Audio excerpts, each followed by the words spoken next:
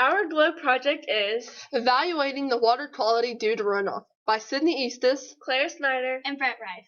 We're from Barboursville Middle School in Barboursville, West Virginia.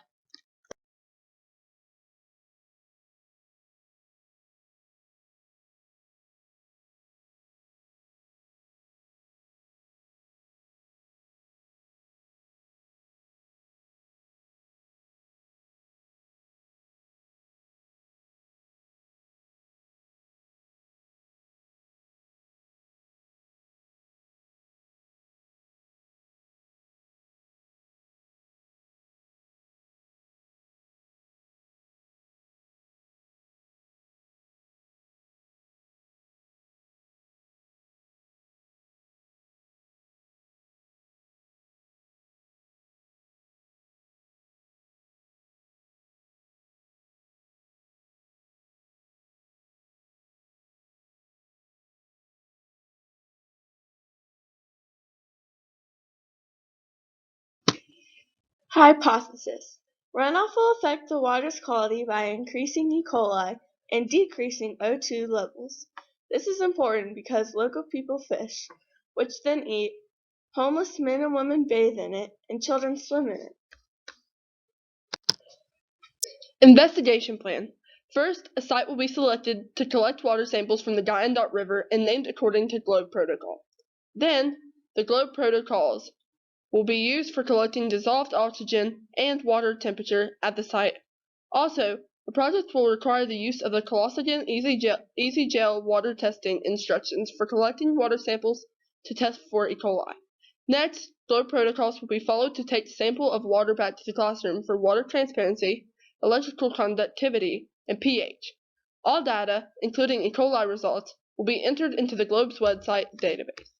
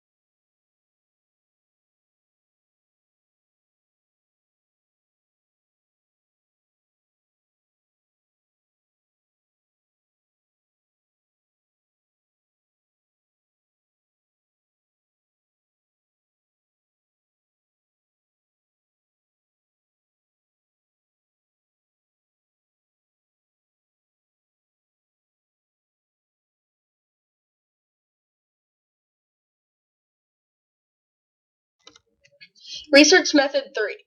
Electrical conductivity. First, the temperature probe is used to determine the water of the conductivity reading. An electrical conductivity probe connected to the Laplace burner is used to find the conductivity. Once the numbers have stopped going up and down rapidly, the data needs to be read. pH level. The pH probe is taken out of the buffer and connected to the Laplace burner. Once the numbers settle, the data needs to be read. E. coli. 5 milliliters of the water sample collected from the river is dropped into the Colostogen Easy Gel. The solution is gently mixed together and then placed in the Petri dish. The temperature is recorded at that time.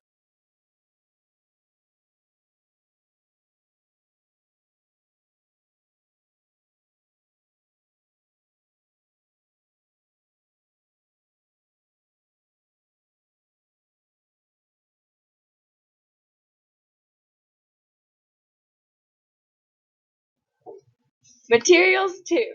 The following probes were used: vernier temperature, vernier pH sensor, electrical conductivity, temperature of water being tested for electrical conductivity, Werner optical dissolved oxygen.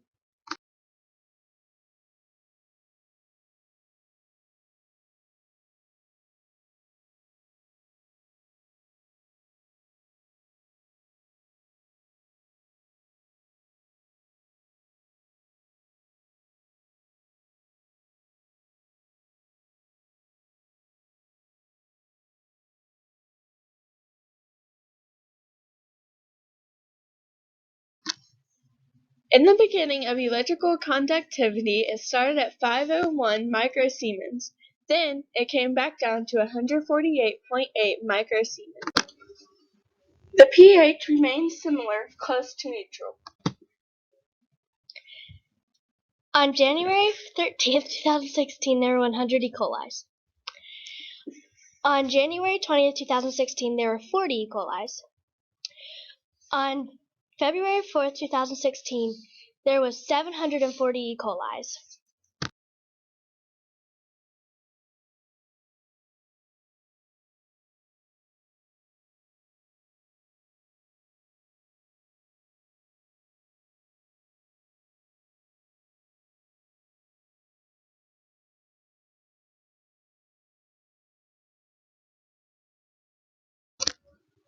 There were definite differences in the transparency and electrical conductivity of the water from weeks 1 and 2 to week 3, in which had a larger amount of runoff.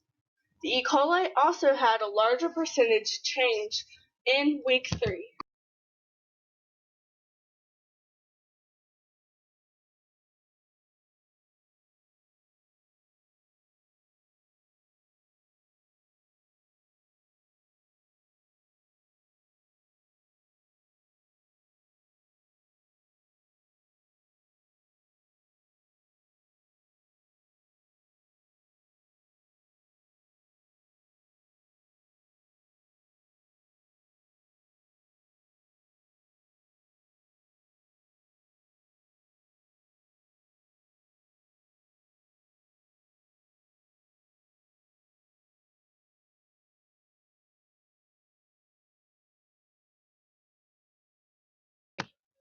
In conclusion, in this project, the data collected after runoff showed that the water clarity levels were lower, which affected the amount of sunlight that can penetrate the water, a variable necessary for photosynthesis.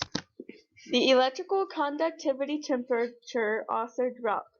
The pH, however, remained neutral while the dissolved oxygen varied. The E. coli also increased after runoff, causing it to reach an unsafe level for swimming, bathing, and eating. after viewing everything that was found, our hypothesis turned out to be correct.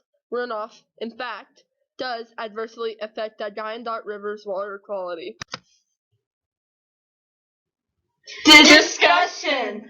Our strengths for this project is that we worked well with each other, we found many ways possible to complete this obstacle, and we learned even more in the process. Our weaknesses was that we did not test alkalinity or nitrates all of the week. We also did not have information on the amount of precipitation prior to each sample. Tests should continue to be done, including this information to create a better analysis of water quality due to runoff. The E. coli level in the water was really unsafe after the runoff went into the river. Now, our group will be contacting the local health department to notify them about our discoveries. We sure hope that they will do something about it to make sure our people in the community will not be harmed in any way.